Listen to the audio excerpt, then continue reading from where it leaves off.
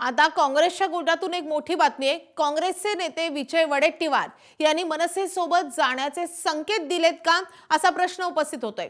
काही ठिकाणी स्थानिक नेत्यांनी मनसेशी आघाडी केली आहे असं विजय वडेट्टीवार म्हणालेत। पवारांप्रमाणे मलाही आघाडी करूनच लढावी असं वाटतंय असं देखील विजय वडेट्टीवार यांनी म्हटलंय।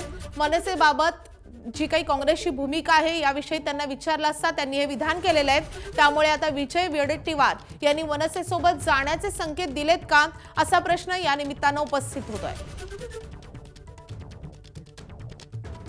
मत मोर्चा एकत्र आम्ही काढला तो मत चोरीच्या संदर्भातला होता, मतदार याद्या स्वच्छ करण्यासंदर्भातला होता।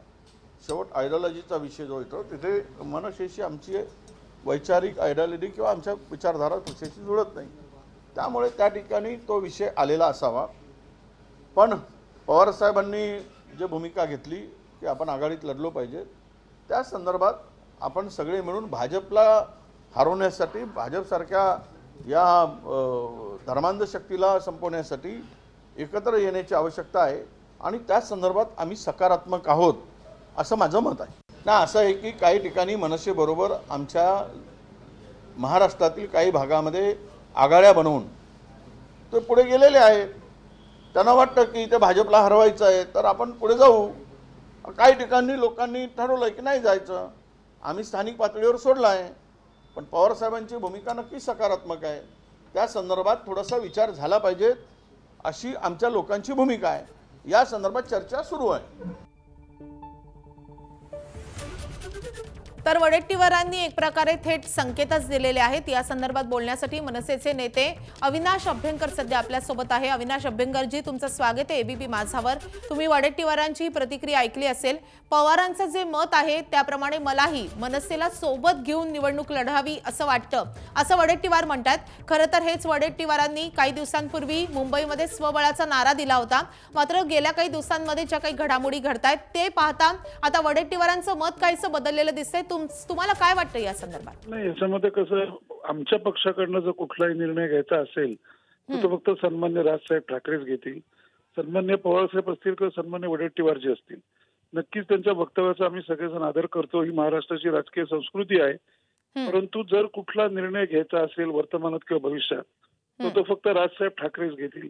आणि मला असं वाटतं काँग्रेसची जी पद्धत आहे त्याप्रमाणे त्यांचे सर्व निर्णय हे दिल्ली हायकमांडवरनं होत असतात अशी माझी माहिती आहे, कळलं का? परंतु आमच्या पक्षाकडनं अजूनपर्यंत कुठलाही नेता अथवा सर्वोच्च नेतृत्व यांनी कुठल्याही प्रकारची बोलणी किंवा काय म्हणतो हालचाली अशा आमच्याकडनं तरी काही केलेलं नाहीये। आणि म्हणूनच माझी खास करून त्या सगळ्यांना सांगणं असं आहे की एक जण म्हणतोय नाही जाणार, दुसरा म्हणतोय जाणार, काँग्रेसमधले आलं का लक्षात? त्यांनी असं वाटतं की तेच संभ्रमावस्थेत आहेत। त्यामुळे पहिल्यांदा त्यांनी त्यांच्या विचारांशी एकमत करावं, मग त्यांनी ठरवावं।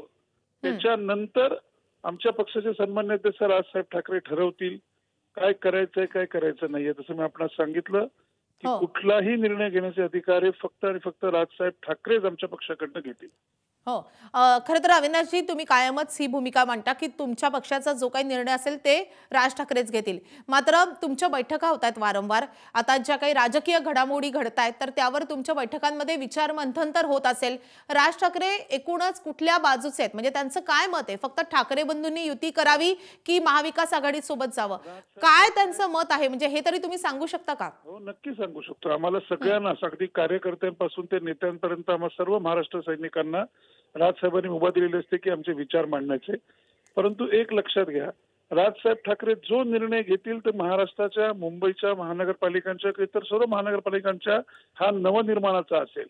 आता जी राजकीय दलदल झालेली आहे की सत्तेकरता ज्या प्रकारे सगळे गोंधळ झालेत गेल्या काही वर्षामध्ये, ह्यांनी लोकांच्याही मनात राग आहे।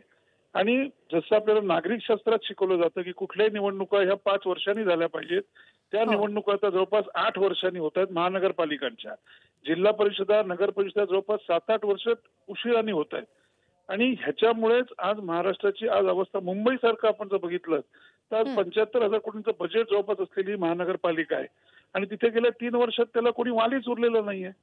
त्यामुळे हे सगळं लोकांपर्यंत पोहोचून, लोकांपर्यंत जाऊन, लोकांना सांगून की कशा प्रकारे आपण, मुंबई असेल किंवा इतर महानगरपालिका असतील, इथे कशा प्रकारे सुजलाम सुफलाम गोष्टी करता येतील यावरतीच राजसाहेबांचं कायम काम चालू असतं। नक्कीच आता राजकीय घडामोडी तर खूप वेगवान पद्धतीने घडतात, त्यामुळे आता खरंच ही युती होते काय पाहणं महत्त्वाचं असेल. अविनाशजी, धन्यवाद आमच्याशी बातचीत केल्याबद्दल. तर काँग्रेसचे नेते विजय वडेट्टीवार यांनी थेट मनसेसोबत जाण्याचे संकेत दिलेत. काही ठिकाणी स्थानिक नेत्यांनी मनसेशी आघाडी केली आहे आणि पवारांप्रमाणेच मलाही वाटते की आघाडी करूनच लढावं असं वडेट्टीवार म्हणालेत. नेमकं काय म्हणणं आहे वडेट्टीवारांचं? पुन्हा एकदा आपण त्यांची प्रतिक्रिया पाहूयात. मोर्चा एकत्र आम्ही काढला तो मतचोरीच्या संदर्भातला होता, मतदार याद्या स्वच्छ करण्यासंदर्भातला होता. शेवट आयडिओलॉजीचा विषय जो येतो तिथे मनसेशी आमची वैचारिक आयडिओलॉजी किंवा आमच्या विचारधारा त्याच्याशी जुळत नाही, त्यामुळे त्या ठिकाणी तो विषय आलेला असावा.